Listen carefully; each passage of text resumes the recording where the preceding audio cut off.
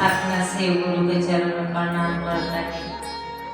माता शक्ति पार्वती माता के चरण में प्रणाम करता। साहब भैया दीदी के चरण में प्रणाम करता। हमरा प्रणाम के अपना अपना चरण में स्वीकार करी। हे महादेव जी, मैया पार्वती, साहब भैया दीदी, जितना गुरु भाई गुरु बहन बानी उन लोग के चरण में प्रणाम करता। हमरा प्रणाम के अपना अपना चरण में स्वीकार करी। देखी साहब हमने के जितना गुरु भाई गुरु बहन बानी में उन लोग के चरण में प्रणाम करता। हमरा प्रणाम के स्वीकार करी। देखी हमने के साहब 3 सूत्र दिले बड़ा ने। पहला में अपना गुरु से दया मांगे के बाद, दूसरा में चर्चा करे के बाद, तीसरा में नमन करे के बाद अपना गुरु जी के अपना माता के हमने के 3 सूत्र लेके पालन करे के बाद दूसरों को बतावे के बाद पर चलावे के बाद चली यही पर एगो अपना गुरु जी के भजन देतानी। जे देखी ना हमने के तो झूठो का कहे से जे भुला गई बा, कहाँ भुलाई बा। देखी हम एगो भजन देतानी। कहाँ भुलैले ना ये शिव गुरु, कहाँ भुलैले ना, कहाँ भुलैले ना ए गौरी माता, कहाँ भुलैले ना।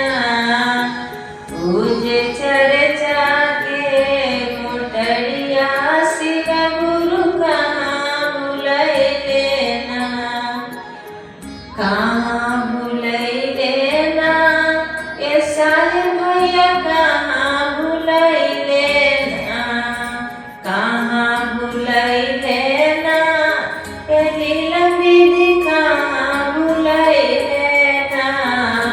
पूजे तीना गो सुतारवा साहेब भैया, कहाँ भुलैले ना।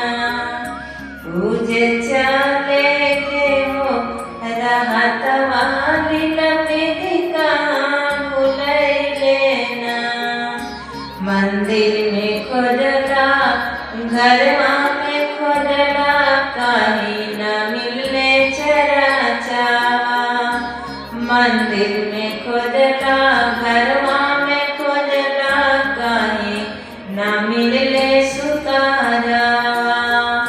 मन ही में बाड़े ना ए शिष्या, मन ही में बाड़े ना, मन ही में बाड़े ना ए गुरु बना, मन ही में बाड़े ना।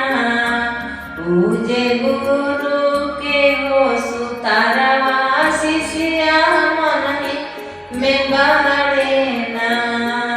पूजे साहेब के हो सुतारवा गुरु बहिन, मन ही में बाड़े ना।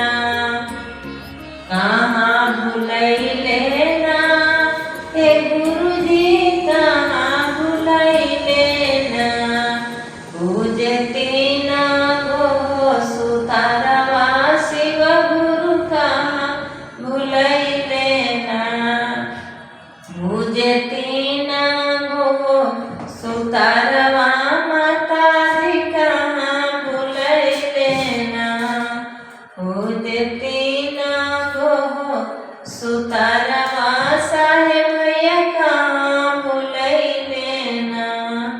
पूजे तीना गो सुतारवा लीलम दीदी, कहाँ भुलैले ना। हर हर महादेव। मैया पार्वती, साहब भैया दीदी, दया करी हे प्रभु। हमारे वीडियो देखने के लिए धन्यवाद।